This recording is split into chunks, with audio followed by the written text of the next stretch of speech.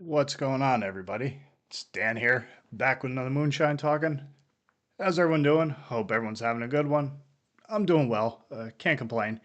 Um, just hanging and banging. Just got done hanging and banging. Getting ready to go do some more of my normal day to day stuff. But first, I wanted to do an album review, and the album I'm reviewing today is gonna be Scour, their new album Gold.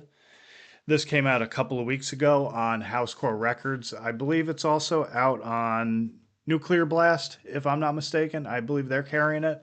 But I got it through Housecore. Scour is a side project of Phil Anselmo. Everybody knows who Phil Anselmo is, lead singer of Pantera, vocalist for Down. He's got probably 1,000 side projects. This is one of them. He's had this one going since about 2015. It's black metal. He's recruited a bunch of amazing musicians and players to help him out with this. They've had three EPs since then. It was Red, Gray, and Black, and now they got their first full length Gold, which came out a couple of weeks ago. I had to wait a bit to get my copy. It got stuck in the postal system, and then finally it got moving along after probably like 8 or 9 days, and then finally made its way to me. And yeah, it's good. It's got members of Misery Index, Pig Destroyer, Cattle Decapitation, former and current members of all those bands. Another band that seemed to crop up because I'm not really familiar with any of those bands. I know they're all like grindcore and stuff like, and I'm not really a big grindcore guy, so I don't really listen to a whole hell of a lot of that sort of stuff. I think honestly, probably the closest I come with any sort of grindcore stuff would be like maybe like Soylent Green or Extreme Noise Terror or something like that. That's probably as close as I get with a lot of that stuff. Maybe listening to World Downfall by Terrorizer, or so, stuff like that. But by and large, I don't really listen to a whole hell of a lot of it. Um, but yeah, that's a band. Very lyrically, I guess they took from a lot of different like literary horror works and stuff like that. I couldn't really find where or what they got from. Reading the lyrics, it all just kind of sounds like a hodgepodge of just like evil and dark poetry and stuff like that. There's one song I want to say it's Gold, where it kind of sounds like a cattle decap song, where it's just, mankind is a parasite and needs to be eradicated, that sort of theme to it. But yeah, overall, it's really good. There's not a lot. I wouldn't say there's a lot of dynamics to the album itself musically. It's very straightforward. Lots of blast beats, lots of straightforward, just fast, aggressive, mean riffs, just blasting straight ahead. That's probably the best way to describe it. It just blasts forward and just does not take the foot off the accelerator the entire time. And yeah, as far as songs on here, I would say probably Invoke is a really good one. That's one I'd check out. A couple of the singles that came out already are really decent. Blades and Infusorium are really good. Gold, the title track, is a really good one.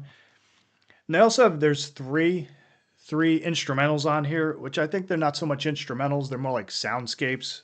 Especially Angels, that one kind of stood out to me just because if you were to play any modern horror movie trailer and put your television screen or your monitor on mute and play this song, it would pretty much sound like every score to every horror movie trailer that's come out in the past few years.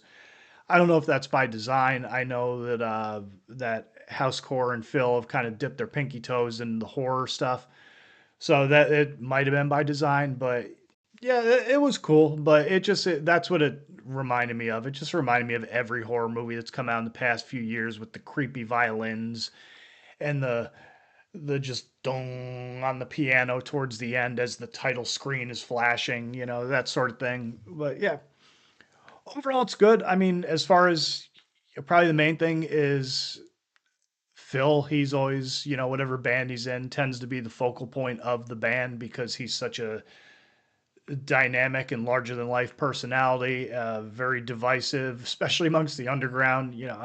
I grew up on Pantera, so I'm not one of these people that is gonna shit on Pantera. I like them. I like a lot of their stuff. It would have been nice had all the original members gotten their shit together before the Paul brothers were both dead. I know they're doing this tribute, a reunion. It's not a reunion, it's a tribute, that sort of thing. It's all fine and good, but at the same time, it's kind of one of those things like, I'm not going to pay ridiculous sums of money to go see Phil and Rex in a band with Charlie Benanti from Anthrax and Zach Wild. I mean, I know that was always kind of like the thing, is everyone talking about, well, when Dime died, get Zach to replace him because he's pretty much like, it's like having Dime there. But to me, it's just kind of like I don't know. It just kind of falls flat for me. And I've seen some live stuff, and Phil's vocals, you can kind of tell why he can't do some of the stuff that I think a lot of old school and hardcore Pantera fans would want to hear. Stuff like Cemetery Gates and some of the other more melodic stuff where he used to be able to hit like really high falsettos and with a little bit of vibrato to him. I don't think that he can do that anymore, and I think a lot of it's because he does stuff like Scour and the illegal stuff and Super Joint Ritual and things like that. I don't know how much that's fried his vocals over time, but yeah, it's just he gets more into now more like the raspy and evil kind of the shrieking and the growling and that sort of thing. So I just don't think he can hit those registers anymore, which it kind of sucks because I know that's really popular stuff. If I were to go see Pantera, if I were to want to see a modern day Pantera, that's some of the stuff I'd want to hear, and you're probably not going to get that. But it is what it is. I'm not going to see him, so it doesn't matter either way.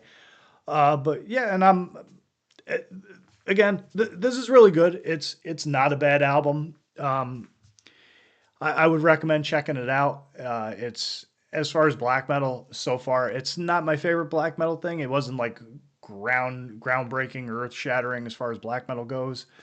But it's good. It's a really good album. It's definitely worth checking out. I'm sure people probably had not that this is low praise, but I'm sure others had higher praise for it than I do. But I enjoyed it. It just again, just not my. It wasn't my favorite thing, but it's definitely it's decent. It's kind of middle of the pack, serviceable kind of stuff. And that's hopefully that doesn't get interpreted as me shitting on it. Just that just my opinion. It doesn't matter. Who cares what some hillbilly looking dude from the Florida area thinks about anything. So anyhow, but yeah, so that's my. I mean, I would say probably as I'm kind of babbling, I'm probably more interested in seeing and hearing what they come up with down. It'll be interesting to see or hear Phil's vocals on that, especially considering, like I said, he does a lot more stuff like this, a lot more black metal and grind and stuff like that. So it'll be interesting to hear if they lose some of that melodic punch that they've had in the past, particularly with the first couple of down one and two in particular. It'd be nice to see them and hear them do like stuff like Stone the Crow and Eyes of the South and things like that, and not and have it be a situation where I've seen live videos of Pantera where he's not just doing the old let's put the microphone out to the crowd and you sing it because I can't, so but we'll see. But that's neither here nor there. That's probably a topic of discussion for another time. But yeah, that's my review. So overall, I would say in closing, I would recommend it. Wasn't my favorite, but it didn't suck by any stretch of the imagination. So yeah, go check it out if you want. You can get it on Housecore Records. You can get it through, I'm pretty sure, Nuclear Blast. And I should probably point out too, this was, I know it's kind of like towards the tail end here as far as like the specs of the album. This was all recorded last year at Phil's recording studio in Louisiana, Nod Ferratu's lair. They did a bunch of backing vocals while Pantera was on tour, so I guess they were doing that backstage, recording them, and then it got all shipped off to Sweden to a studio there. Let me tell you what the name is because I don't remember it off the top of my head. It was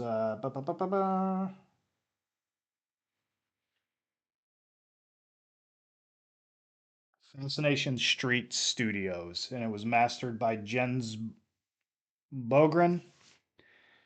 So yeah, and that so as far as that goes, and not really too much to the artwork here. And I guess to show you, that's the inside. You got your lyrics there, and you got the band photo. And it's black vinyl. There's nothing sexy or fancy about it. So that's pretty much, yeah. That's the album. That's the album. That's the album review. Hope you enjoyed it. Thanks for watching. If you stuck around this long to listen to my babble, and hope you enjoyed it. Hope you have a good one. I will catch you on the next one. Got a couple more reviews and collection updates and all that sort of stuff coming together. Just gotta find the time to sit down and record it. But I figured I'd bang this one out real quick and then go back to doing what I was doing for the rest of the day. Go grab something to eat. Go grab some groceries and crap like that. All the exciting stuff that I'm sure you're dying and you're pining to hear about as far as it goes in the day to day life of the moonshine talking guy. But anyhow, I'm done babbling. Everyone, have a good one. Take it easy. I'll catch you on the next video. Later.